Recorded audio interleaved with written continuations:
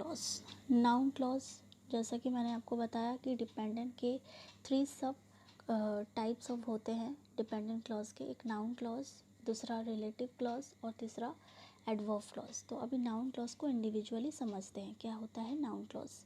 Noun clause it is a dependent clause. Noun clause एक dependent clause है and that play the role of noun. एक sentence में noun clause एक noun की तरह काम करती है। जिस तरह से एक नाउन का काम होता है, नाउन का क्या काम है? नाउन हमें बताती है किसी पर्सन, प्लेस, थिंग्स या आइडिया के नाम को। तो कभी कभी एक सिंगल वर्ड एनफ नहीं होता, we need more group of word to name something, right? तो ऐसे टाइप पे हम नाउन क्लॉज का इस्तेमाल करते हैं। अब एक नाउन एक सब्जेक्ट की तरह भी यूज़ होता है, एक ऑब्जेक्ट की तरह भी होता है और एक कॉम्प्लीमेंट की तरह भी होता है।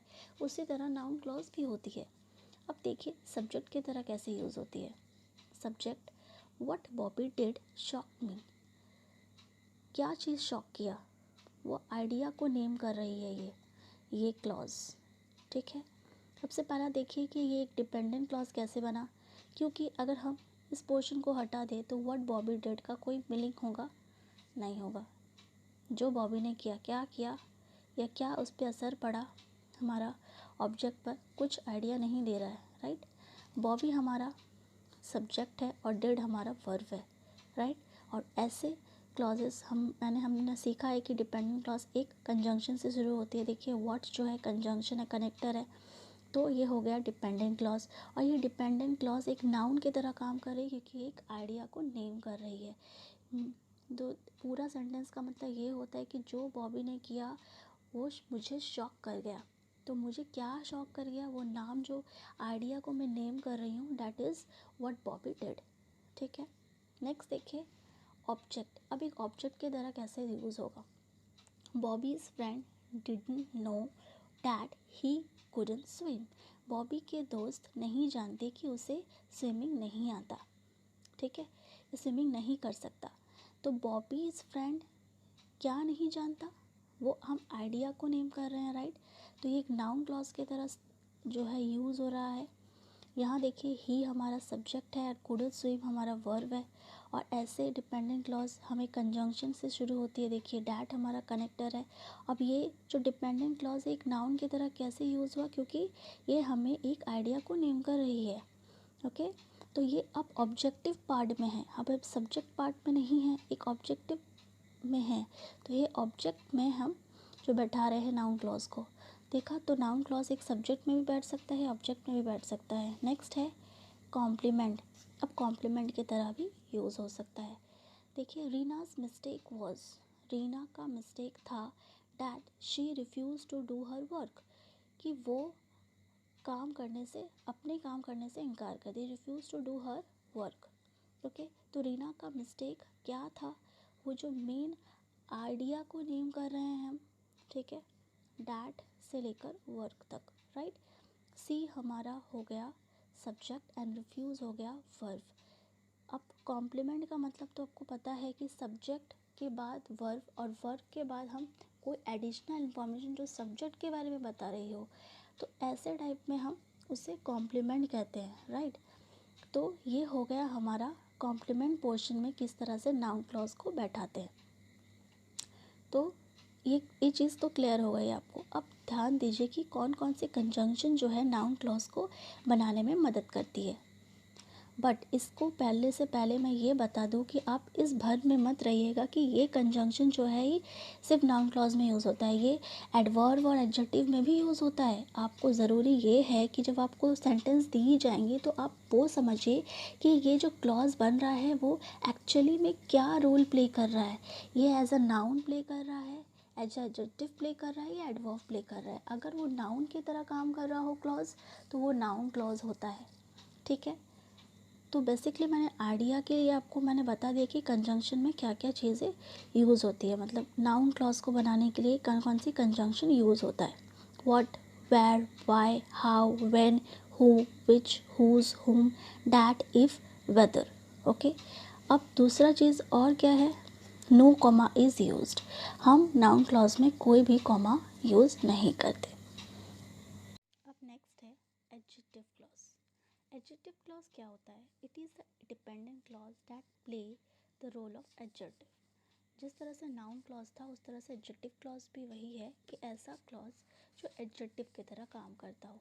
मतलब इस सेंटेंसेस में एडजेक्टिव क्लॉज एक एडजेक्टिव की तरह वर्क कर रहा हो। अब एग्जांपल देखिए, I have a car which is red in colour. तो यहाँ पर which is red in colour जो है हमारा एडजेक्टिव क्लॉज है। क्यों? क्योंकि ये कार की जो है हमारा जो नाउन की जो हमारा जो नाउन है उसकी विशेषता को बता रहा है। एडजेक्टिव का काम ही वही होता है, टू डिस्क्राइब द नाउन। तो हमारा जो कार है उसकी डिस्क्रिप्शन कर रहा होता है। ऐसे क्लॉजेस को हम एडजेक्टिव क्लॉज कहते हैं। नेक्स्ट देखिए, I visited the town where they met. Where they met मतलब यहाँ पर टाउन के बारे में बात हो रही है कि वही टाउन है जहाँ पर वह मिले। तो ऐसे जो टाइप के जो क्लॉज होते हैं वो एडजेक्टिव क्लॉज कहते हैं, क्योंकि वो एक नाउन की जो है डिस्क्राइब कर रहे होते हैं। ठीक है, तो सबने समझा। अब कौन कौन सी कंजंक्शन जो है यूज़ होती है। अब आप देखिए, who, whom, which, whose, that, where, when.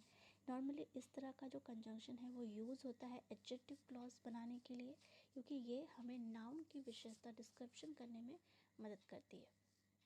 अब कुछ कॉमास के रूल है जो आपको एडजेक्टिव क्लॉज में थोड़ा ध्यान देना है। कॉमास के दो रूल है, एक एसेंशियल पार्ट, एक नॉन एसेंशियल पार्ट। अब जरा सेंटेंस को ध्यान से देखिए। Jenny who work in a bank is a talented badminton player. यहाँ जेनी के बारे में दो चीज़ें बताई है कि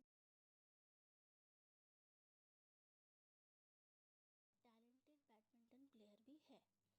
तो यहाँ अगर हम इस पोर्शन को हमारा जो क्लॉज एडजेक्टिव क्लॉज है वो एक नॉन एसेंशियल हो गया। इसलिए हो गया क्योंकि अगर मैं who work in a bank हटा दूँ तो भी ये कंप्लीट सेंटेंस बना सकती है, क्योंकि jenny is a talented badminton player. क्या इस क्लॉजेस का कोई ज़्यादा असर पड़ा है सेंटेंस में? नहीं। ऐसे क्लॉज नॉन एसेंशियल होते हैं। ठीक है, और नॉन एसेंशियल में हम कॉमा को लगाना ज़रूरी होता है, ताकि एक कॉमा लगाने से हम रेस्ट जो पार्ट है हमारा सेंटेंस का उसे एक अलग जो है अटेंशन मिल सके। राइट। अब देखिए दूसरा sentence, jenny has a 3 sister. Jenny की 3 बहन है। Jenny sister who work in a bank is a talented badminton player. अब हमारा जो एडजेक्टिव क्लॉज है वो who work in a bank है। राइट। तो अब जो है ये सेंटेंस में ये एसेंशियल पार्ट हो गया है। क्यों? क्योंकि अगर who work in a bank में हटा दूँ तो jenny sister is a talented badminton player, ये मतलब बनेगा। अब जेनी की कौन से सिस्टर के बारे में बात हो रहा है? उसकी तो 3 बहनें हैं। तो हमारा जो है ये जो पार्ट है बहुत इंपॉर्टेंट है इस सेंटेंस में, क्योंकि ये अगर हटा दें तो सेंटेंस कंप्लीट आइडिया नहीं मिल पाएगा। राइट। तो जेनी सिस्टर जो बैंक में काम करती है वही एक टैलेंटेड बैडमिंटन प्लेयर भी है। तो अब आपको पता चल गया होगा कि नॉन एसेंशियल और एसेंशियल एडजेक्टिव क्लॉज भी होता है, जहाँ कॉमास का जो रूल है वो फॉलो करना होता है। नॉन एसेंशियल जो कि कॉमा लगाना बहुत ज़रूरी है, और एसेंशियल में हम कॉमा नहीं लगाते, क्योंकि ये अगर हटा दिया तो इसकी जो मीनिंग है वो इनकम्प्लीट हो जाती है। ओके, सो नेक्स्ट है एडवर्ब क्लॉज। एडवर्ब क्लॉज क्या होता है? It is a dependent clause that function like a adverb. बाकी क्लॉजेस की तरह ये भी एक ऐसा डिपेंडेंट क्लॉज है जो एडवर्ब की तरह फंक्शन करता हो एक सेंटेंस में।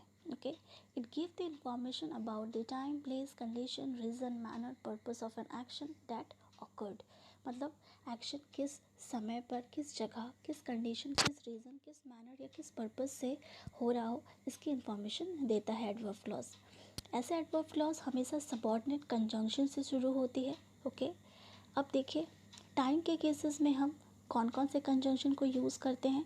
When, before, after, until, since, as soon as. Okay, example देखिए, you should arrive at school before 10:30। Okay, we played in the garden until the sun set.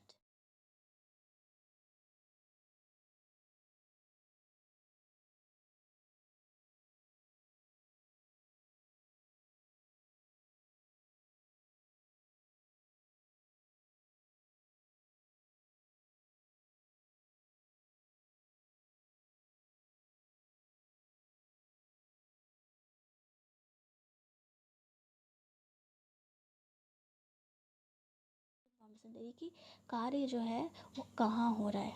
Okay, next है cause. Cause का मतलब reason. Reason में हम क्या क्या use करते हैं, बिकॉज, एज, सिंस।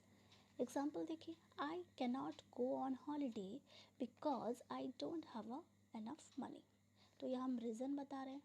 ओके, तो रीज़न वाला जो क्लॉज है वो एडवर्ब क्लॉज है, adverb clause of reason. Okay, condition,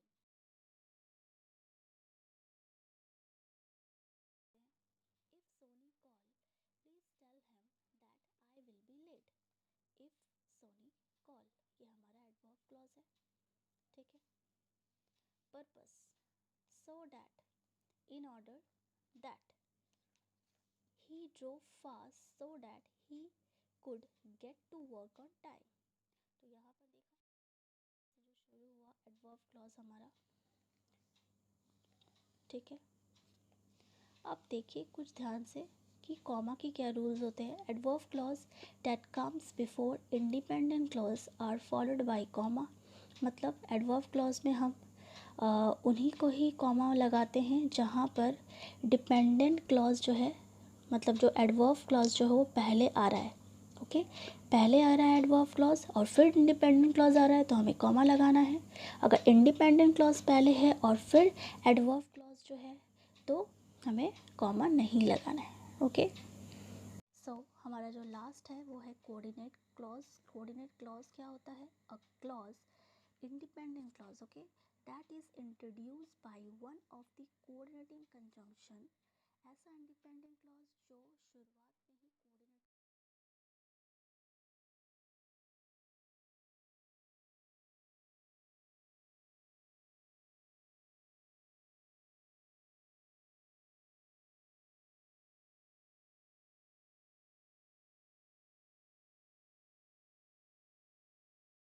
और यस, सो आप इसे फैन बॉयज़ के नाम से भी रिमेंबर कर सकते हैं, ये आसान होता है। ओके, तो पहले एग्जांपल देख लेते हैं कि कैसे हम कोऑर्डिनेट क्लॉज जो है आइडेंटिफाई कर सकते हैं। She didn't speak to anyone, उसने किसी से कुछ नहीं कहा। And nobody spoke to her, और किसी ने उससे भी कुछ नहीं कहा। अब देखिए आप, ये है हमारा कोऑर्डिनेट क्लॉज। क्यों, क्योंकि नोबडी स्पोक टू हर ये एक इंडिपेंडेंट क्लॉज। ओके, इससे पहले हमने एक कोऑर्डिनेटिंग कंजंक्शन लगाया और ये क्लॉज हमें एक दूसरे